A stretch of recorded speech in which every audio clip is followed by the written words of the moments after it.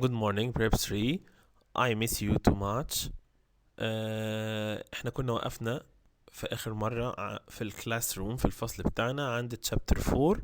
خدنا تشابتر 4 في قصة بلاك بيوتي، واعتقد ان احنا لازم ناخد تشابتر 5 لان هو موجود في شهر مارس. من الحاجات اللي عليكم اللي ممكن تجيلكم في البروجكت بتاعكم او في موضوع البحث اللي هيحصل لكم ان شاء الله يوم 5 ابريل. فعشان كده احنا لازم ناخد chapter 5. chapter 5 is called اسمه the life of a taxi driver. انتوا عارفين ان the last scene we have stopped at اخر مشهد وقفنا عنده كان when someone او some driver سواق ما bought black beauty، اشترى black beauty at the market من السوق after Mr. Barry sold him، بعد ما Mr. Barry باعه in the market في السوق. this driver سواق ده bought black beauty for مقابل 24 pounds، حوالي 24 جنيه استرليني، طبعا بعملة انجلترا. اوكي، ده كان اخر مشهد وقفنا له في chapter 4. دلوقتي بقى احنا هنعرف معلومات عن this driver او this new owner، بقى خلاص هيتحول من driver الى owner لانه اشترى بلاك بيوتي. هنعرف معلومات عن النيو owner، عن الملك الجديد and his family وعيلته و where he live وهو بيعيش فين، وهنعرف كل حاجة عنه في chapter 5. هنعملها two parts، اما ده بالنسبة للجزء اللي قدامنا ده فهو part A part 1. let's start على طول. okay okay all of us should now open his book, his student book on page 61 على صفحة 61. هنقرأ مع بعض أحداث chapter 5 الفصل الخامس، وهنحلل مع بعض some situations، بعض المواقف اللي موجودة in this chapter في الشابتر ده. okay. مع بعض كده نقرأ the first paragraph. my new owner gave me good food before he rode me for many kilometers towards London. طيب، ادي اول situation حصل يبين ان مستر اللي هو مكتوب اسمه بقى، هو موجود اسمه خلاص في الصور تحت، اللي هو مستر جيري. هو النيو اونر بتاعنا، بس لسه هيجي اسمه بعدين، بس احنا لقطناه كده من الصورة. دي اول situation، موقف يبين قد ايه مستر جيري ده is a kind owner، هو مالك طيب جدا. ليه يا مستر؟ لانه بيقول في اول سطر my new owner gave me food، اعطاني طعام before he rode me for many kilometers towards London، اعطاني طعام قبل ما ينطلق بيا من السوق اللي اشتراه بلاك بيوتي منه للندن، ده المكان اللي عايش فيه مين؟ اكسلنت، اللي عايش فيه جيري مع هيز فاميلي.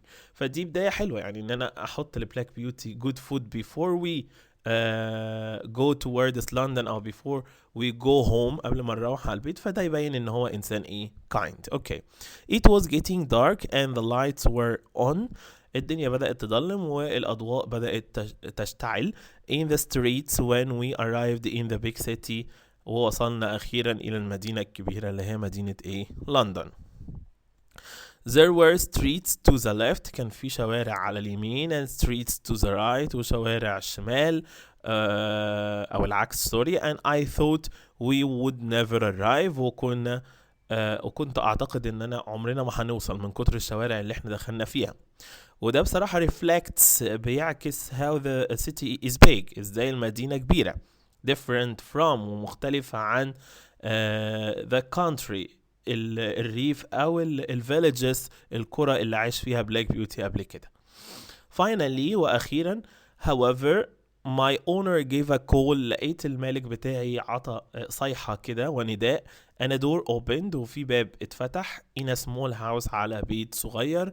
a woman and two children ran out، ولقيت امرأة وطفلين طالعين من البيت ده. البنت جرت بسرعة على، واضح كده ان هي بنته وزوجته وابنه اللي موجودين في الصورة قدامنا تحت دول، his wife Mrs. Polly and his boy، his son ابنه Harry and his daughter، وبنته is called Dolly، اسمها دولي. واضح من الصورة برضو ان دولي is older than هاري، وهنعرف اعمارهم دلوقتي. وواضح برضو من الصورة ان Mrs. بولي is a kind wife، ان هي زوجة طيبة even to horses، حتى للحصنة. هنشوف بقى الكلام اللي هيدور دلوقتي. جرت البنت بسرعة على بلاك بيوتي وقامت قايلة لباباها is he gentle father، هل هو رقيق يا بابا؟ رد الراجل قال لها yes he is as gentle as you are، هو رقيق زيك بالظبط. come and say hello، تعالي ورحبي بيه. ده جيري اللي بيقول لبنته. قامت الأم قالت لهم لا، الأول let me get him some food and water، خليني بس أحط له شوية أكل وإيه ومية. وده يبين برضو إن she was very kind. said the woman and I was taken into a comfortable stable، وحطوني في stable مريح جدا، stable مريح. I think I will be happy here. وبلاك بيوتي بيقول لنفسه اعتقد ان انا هكون فرحان هنا او هكون سعيد في المكان ده. My new owners were called، هيبدأ بقى يقول لي اسمائهم ايه دلوقتي بلاك بيوتي. جيري، ادي الراجل الاونر، the new owner is called Jerry and his wife، وزوجته اسمها Polly. okay his wife is called Polly and their children were، واطفاله كانوا Harry and Dolly. اوكي هاري طبعا هو the boy، هو the son الابن، and Dolly is the girl اللي هي the daughter الابنة. who were aged اللي أعمارهم 8 and 12. هاري طبعا هو اللي 8 years old and Dolly البنت هي اللي 12 years old. اوكي they were all very happy people، واضح ان هم عيلة سعيدة. اوكي Jerry owned a taxi carriage. جيري عنده عربية بيشتغل عليها as a taxi driver، كسائق لهذه العربية. اوكي يعني واضح ان بلاك بيوتي هيبقى horse حصان for a taxi carriage بالأجرة. اوكي بالأجرة على التاكسي يعني. and another horse called captain، واضح ان كمان جيري ده عنده حصان اخر اسمه كابتن، او موجودة برضو في الصورة ورا. Okay, the next day تاني يوم الصبح Captain went out with the taxi carriage in the morning. لقيت كابتن هو اللي طالع بالتاكسي كارج بالعربية بتاعت التاكسي in the morning. Then it was my turn لحد ما جاء دوري in the afternoon في فترة بعد الظهر. وهنا ممكن يجي لنا سؤال why do you think this happened؟ ليه تعتقد ده حصل؟ ليه تعتقد ان جيري كان عايز make black beauty have rest، كان عايز يخلي black beauty ياخد راحة in the morning ويشغله في نص اليوم التاني؟ طبعا it's a very important question، وهنخليكم كده تفكروا عبال ما نروح للأسئلة والإجابات. okay then what happened، ودي طبعا برضو بيبين قد ايه ان هو cares about horses، بيعتني بالحصينة. طبعا الكلام على مستر جيري. اوكي نروح للسلايد اللي وراه.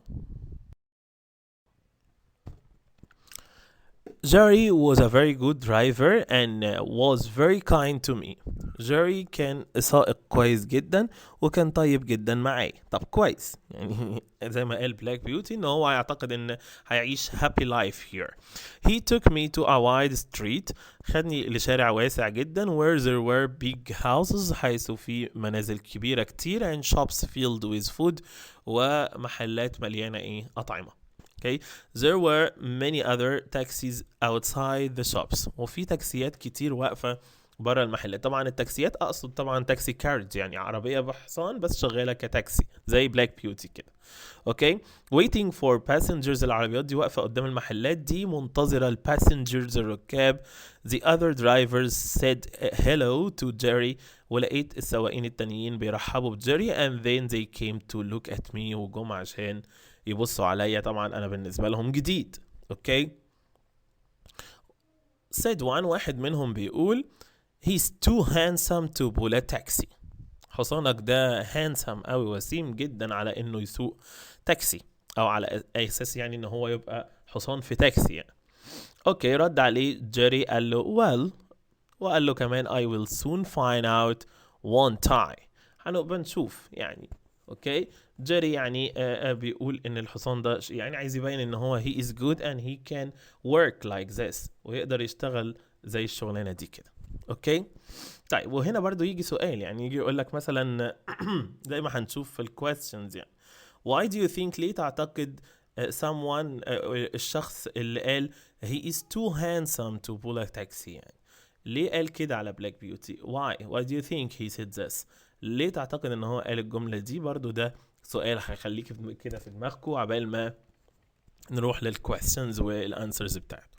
Okay, then the owner of the taxi business لحد ما جه بقى ايه المسؤول عن كل التاكسيات، تمام، came over جه. هو عبارة عن a tall man راجل طويل called Mr. Grant، اسمه Mr. ايه؟ Mr. Grant. okay, he studied me، قعد يتفحصني كويس as if he wanted to buy me، وكأنه هيشتريني. then he said لحد ما قال he is a good horse، ده حصان كويس جدا. he will do well for you، هيشتغل لك كويس جدا يا جيري. ده مين اللي قال كده؟ مستر جرانت. مين هو مستر جرانت؟ the owner، هو المالك of the taxi business، هو صاحب المالك بتاع كل مشروعات الايه التاكسي اللي موجوده دي قدام او في الوايد ستريت في الشارع الواسع. اوكي طيب زي ستيس عندنا كده. yes. The first few days of pulling a taxi were difficult. أول أيام قليلة عدت عليا في إن أنا بجر التاكسي دي كانت شوية صعبة. ليه بقى؟ I didn't find it easy in London. بصراحة ما كنتش قادر أتأقلم على الوضع فين؟ في لندن. مش لأن الحياة سهلة في لندن. ليه بقى؟ There was so much noise. لندن طبعا دوشة. وهنا برضو تاني مرة بيعمل برeflection انعكاس على the life in the city، حياة المدينة، ان there was so much noise. وهي فعلا كده حياة المدينة فيها a lot of noise، الكثير من الايه من الضوضاء. and so many people، وطبعا بتبقى حياة المدينة برضو crowded، مزدحمة بالpeople. it was difficult to find my way between all the other carriages، وكان صعب عليا جدا ان انا اعرف طريقي ما بين كل هذه ايه العربات. يعني عربيات كتير جدا لدرجة ان انا مش عارف انا بروح فين، يعني مش حافظ الطريق، يعني صعب ان هو يحفظ الطريق. but in time، لكن مع الوقت I began to trust، وقلمك بقى في ايدك كده اي كلمة جديدة هنترجمها بترجمها معايا. I began to trust Jerry. مهم جدا الفيرب ده. trust يعني يثق. بدأت أثق في جيري خلاص بقى، يعني مع الوقت بدأ يبقى عندي في ثقة في جيري. أنا stopped worrying، وتوقفت عن الإيه عن القلق. at the end of the day، وفي نهاية اليوم I was given good food، بيدوني أكل كويس and fresh water، ومياه نقية وحلوة.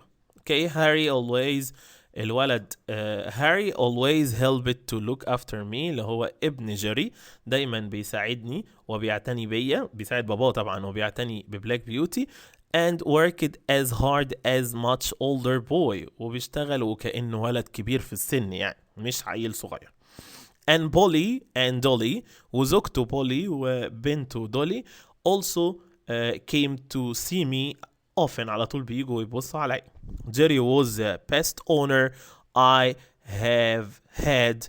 Jerry هو أحسن وأفضل مالك امتلكني في حياتي. ده كلام بلاك بيوتي، وطبعا دي شهادة جامدة جدا في حق ايه جيري، لأن بلاك بيوتي انتوا عارفين عدى على اونرز كتير، لكن كون ان هو يقول كده في حد فاكيد الشخص ده فعلا very kind to him and very gentle with him. اوكي نكمل. Jerry was always kind to me. جيري طول عمره طيب معايا. but he wasn't always happy with his ايه بقى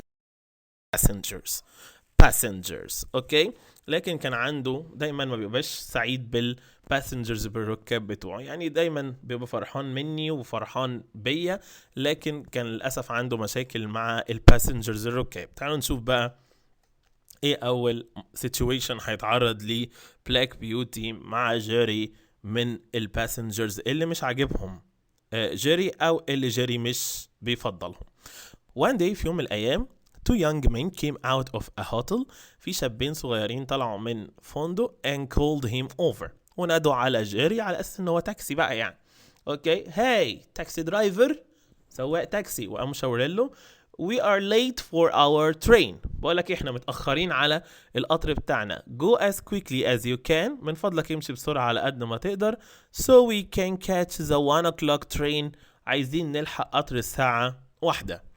we will give you، وحنديك an extra pound، لو انت وصلتنا في on time يعني في الوقت المحدد we will give you an extra pound، هنديك extra ايه extra pound يعني جنيه زيادة يعني. said one of them، قال الكلام ده واحد ايه منهم. بص جيري بقى رد عليه قال ايه، وخد في دماغك حط في دماغك السيتويشنز دي كلها عشان هتبين قد ايه جيري cares about his horses، بيعتني بالحصينة بتاعته. قال لهم I will take you، مفيش مشكلة اني هاخدكم but only at our usual speed، بس همشي بالسرعة العادية بتاعت كلمة speed انتوا عارفينها اكيد، يعني سرعة. speed يعني سرعة، بس انا همشي بالسرعة العادية مش هسرع ولا حاجة.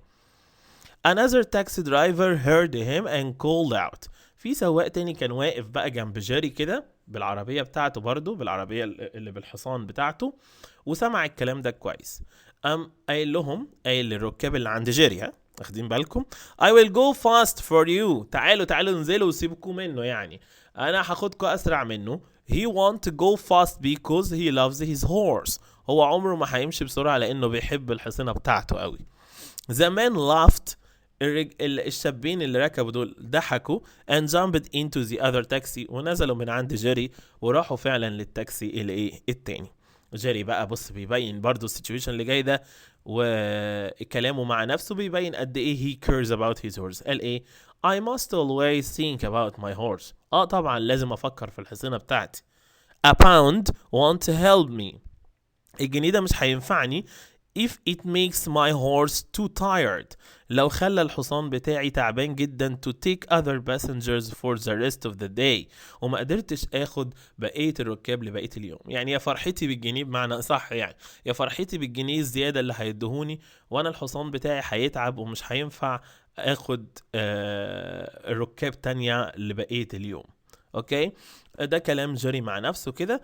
Jerry was a very good driver، هو سواق شاطر جدا and with a light pull، بس بيوصفوا لك بقى في السواقة with a light pull of the reins، يعني سحبته خفيفة جدا للرينز اللي هي اللجامات. He drove me carefully among the carriages، كان بيسوقني بحرص جدا ما بين العربات horses والحصنة people والناس and taxis والتاكسيات that filled the streets اللي مالية الشوارع.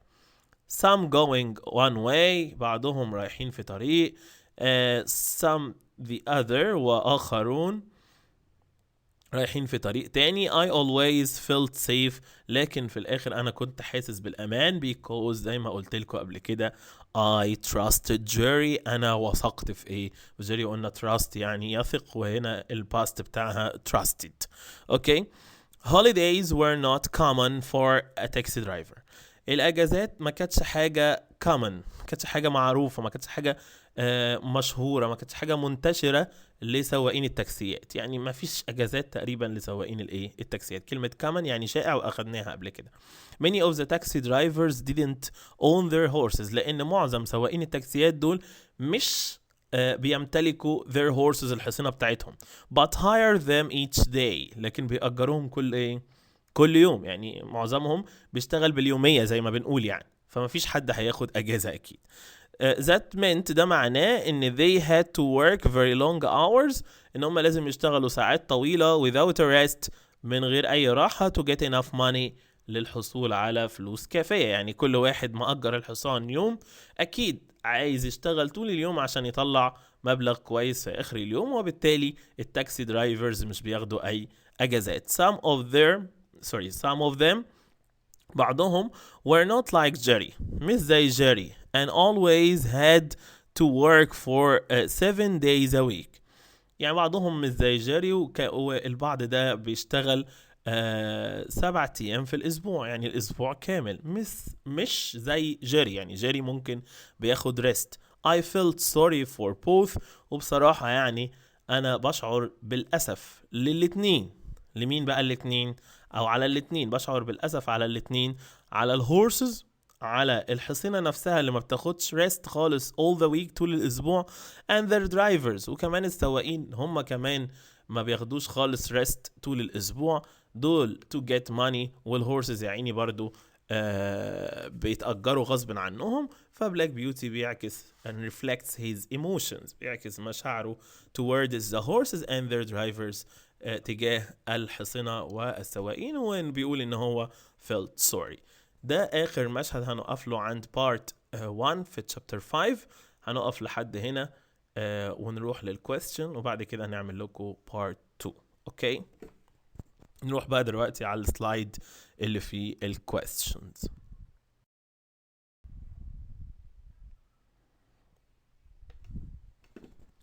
اوكي، الكويستشنز دي موجودة عندكم في الشيت بتاع المدرسة. على تشابتر 5 برضو موجودة. انا عملت فيها بس تعديلات بسيطة. لو انت ماسك قلمك الرصاص، عملت في الاجابات تعديلات بسيطة بحيث ان هي تبقى more easy for you، اسهل بالنسبة لك to study it، انك تذاكرها and to keep them، وعشان تحفظهم كمان. اوكي، طبعا انتوا عارفين ان الاسئلة بتاعتنا بقت critical thinking، يعني اللي عايز يكتب اي حاجة غير دول يكتب بس اهم حاجة يخلي باله من اللانجوج المظبوطة اللي هو بيستخدمها في الانسرز، في الاجابات. اوكي، واللي عايز يبعت لي برضو اجابات غير اللي موجودة قدامكم مفيش مشكلة على الواتساب. اوكي، طيب. question number 1، السؤال الأولاني. What do you think life was like؟ كيف تعتقد أو ماذا تعتقد الحياة was like for a horse that pulled taxis in London at that time؟ حياة الهورس، الحصان اللي بيسحب تاكسي في لندن في الوقت ده، حياته كانت عامله ازاي؟ هل تعتقد الحياه كانت سهله بالنسبه يعني للهورسز في لندن في الوقت ده، ولا it was difficult من خلال اللي وصفه لنا بلاك بيوتي؟ طبعا الاجابه اللي احنا كاتبينها لكم، لو حد شايف حاجه تانية يبعتها لي زي ما قلت. I think it was a hard life. اعتقد ان الحياه كانت صعبه جدا as London was very crowded، لان لندن مزدحمه جدا and the drivers، والسواقين had to work for a long time، بيشتغلوا وقت طويل without holidays، بدون اي اجازات. ده اللي احنا استشفيناه من حياة بلاك بيوتي في لندن، ان فعلا ان هي هارد لايف، حياة صعبة جدا. وان ليه صعبة؟ لان لندن is very crowded، مزدحمة جدا، وان الدرايفرز اللي هناك مش بيدوا للحصينة ولا بياخدوا هم ريست، اجازات خالص all the week، طول الاسبوع. ده عشان get enough money، يحصلوا على فلوس كافية. ده الحياة في لندن للهورسز، للحصينة. ده رأينا احنا فيها. لو انت عندك رأي تاني زي ما قلت لك. number 2، How do we know that Jerry cares about horses؟ لا، ده في مواقف كتير جدا لجيري بينت لنا ان جيري cares about يعني يعتني بيه، يعني look after، يعني take care of horses، بيعتني بالحصنة. طيب، الموقف الأكثر اللي بين لنا فيه ان جيري cares about horses ان he refused، ان هو رفض to take the passengers quickly to the station. فاكرين التو يانج مان اللي قالوا له سوق بينا بسرعة وهنديك an extra pound، وهنديك اكسترا باوند جنيه زياده، لكن هي ريفيوزد. هو ده اكتر موقف باين لنا قد ايه ان هو بيعتني بالحصينه. هو قال ايه بعديها؟ ها، الباوند مش هيعمل لي حاجه لو ماي هورس get tired، اصبح مريضا وما اشتغلش الاخر اليوم. فاحنا هنا الموقف اللي باين لنا ان هو cares about horses when he refused to take the passengers quickly to the station، لما رفض ياخد الركاب للمحطه بتاعه القطر because he thought about his horses، لانه قاعد يفكر في الحصينه بتاعته. فده اكتر موقف يبين لنا ان هو كان looked after his horses، اعتنى بالحصينه بتاعته. number 3، How easy do you think it was for people to travel around London at that time؟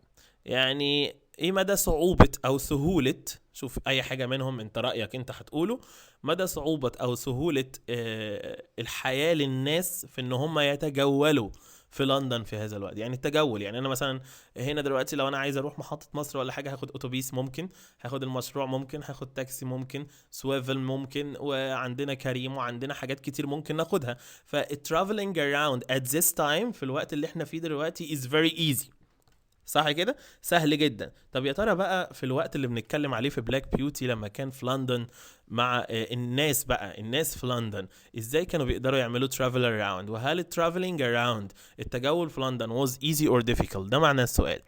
الإجابة I think it was difficult. أعتقد التجول كان صعب. ليه بقى؟ because there were no cars، مفيش عربيات، trains ولا قطارات، buses ولا أتوبيسات.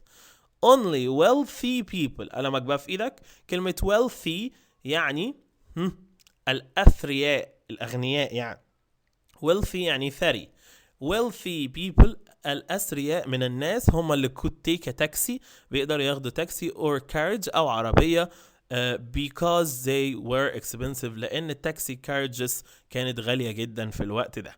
فالتجول in London was very difficult، لأن ولا في cars ولا في trains ولا في buses، بس الناس اللي معاها فلوس، wealthy people، الناس الأغنياء، هم اللي بيقدروا take a taxi carriage ياخدوا عربية بتاكسي لأنها كانت very expensive at that time في هذا الوقت. ف traveling around London was very difficult. Okay, question number 4. Why do you think that one of the taxi drivers says ليه واحد من السواقين فاكرين السؤال اللي انا قلت لكم خلي بالكم منه ليه واحد من السواقين says to Jerry قال لجيري ان Black Beauty is too handsome to pull a taxi ان هو وسيم قوي على انه يجر تاكسي يعني. when he sees Black Beauty for the first time لما شاف Black Beauty. yes في واحد جا كده من صحاب جيري في الوايد ستريت في الشارع الواسع اللي كانوا واقفين فيه كلهم وقال له يا حصانك ده رقيق قوي وجميل جدا على انه يبقى تاكسي. ليه قال كده؟ طبعا الراجل ده اجابتي انا وانت لو عندك حاجه اقولها.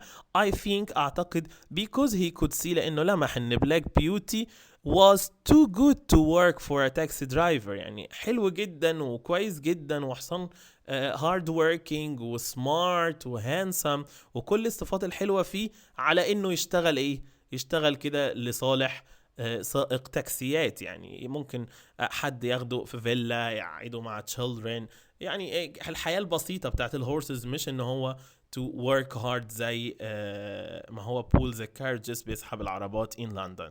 اوكي دي الإجابة اللي موجودة لكن لو انت عندك إجابة تانية اوكي.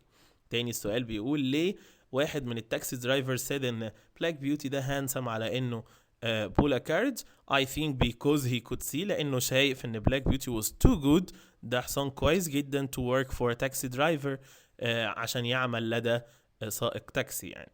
اوكي طيب number 5. Do you think ان people were always happy to have Jerry as a taxi driver؟ هل تعتقد الناس بتبقى فرحانة كده لما بيركبوا مع جيري؟ اقصد طبعا الركاب اللي بيركبوا مع جيري بيبقوا مبسوطين من جيري ولا لا؟ والله من الموقف اللي حصل بتوع التو يانج مان او بتاع التو يانج مان الشابين الصغيرين نزلوا من الهوتل اعتقد ان هما الاجابه نو وفعلا الاجابه عندي هنا نو because he wasn't popular with everyone لانه مش محبوب لدى الناس. ليه بقى هو مش محبوب؟ because he didn't always do what people asked him to do لانه مش بيعمل اللي الناس بتطلبه منه.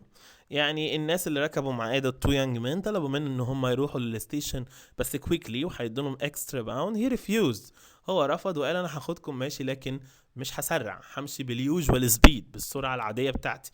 وبالتالي he didn't do مش بيعمل what people asked him اللي الناس بتطلبه منه وعشان كده people I think weren't always happy مش بيبقوا فرحانين to have Jerry as a taxi driver. لو حد عنده إجابة تانية ما فيش مشكلة.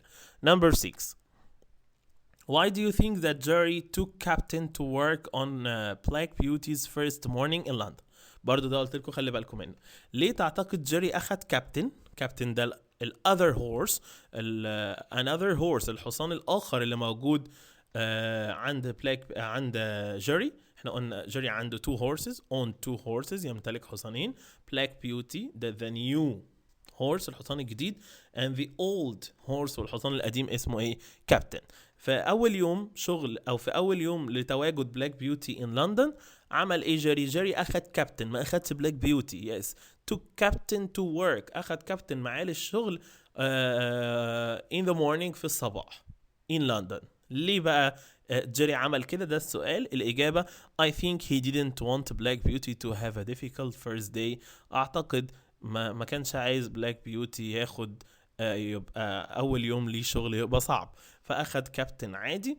مش معقولة أول يوم هيبقى موجود بلاك بيوتي فيه في لندن يبقى شغل على طول كده فريحوا شوية عبال ما يتأقلم على الجو. تاني الإجابة I think he didn't want Black Beauty. أعتقد ما كانش عايز Black Beauty to have a difficult first day إنه أول يوم شغل ليه يبقى صعب وعشان كده أخد كابتن in the morning لكن رجع وبعد كده أخد Black Beauty in the afternoon. أوكي دي الأسئلة اللي كانت على part 1 من 1 لحد 6. في شوية تغيرات عن الموجودة عندكم في الشيت حاولوا ان انتوا تسجلوهم معايا وهنروح بقى البارت 2. نشوفكم ان شاء الله see you في part 2.